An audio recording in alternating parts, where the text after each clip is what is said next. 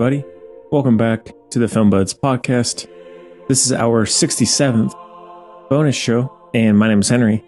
This time around, I'm going to be talking about the films of director Derek Cianfrance, starting with Blue Valentine, The Place Beyond the Pines, The Light Between Oceans, and then his HBO miniseries, I Know This Much Is True. And then I'm going to be doing a bonus review of his produced and story created music drama Sound of Metal. So it's going to be a great show. I think he is one of the most underrated filmmakers working today. I think he has such an amazing realism and authenticity to him that not really any other filmmaker has. He's one of my all-time favorites for sure, and he's done some of my all-time favorite movies, as we'll get to.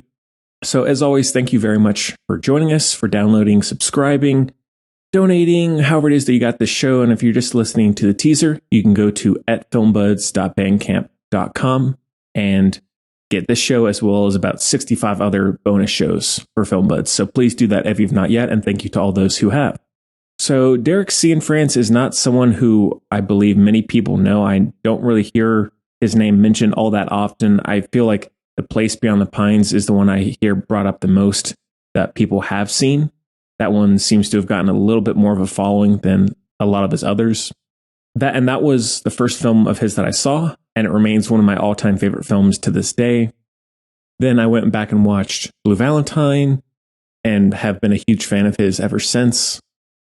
I wish he was someone that more people were familiar with, because his movies, there is such a resonance, in my opinion, that not many other filmmakers have. I can understand why not everyone immediately wants to see his films or maybe rewatch his movies, because there is a very high level of sadness and tragedy, frailty, vulnerability, and realism to his films that I don't really mind watching sad, tragic movies or movies that are set in a very, very stark reality, but that's something that not a lot of other people do, which again, I do get. But nevertheless, his movies are very worth seeking out. And if you have not seen any of these movies, or if you've just seen one, go please and watch all of his others. And I hope that he does many, many more movies in the years to come, because I'm dying for the next one.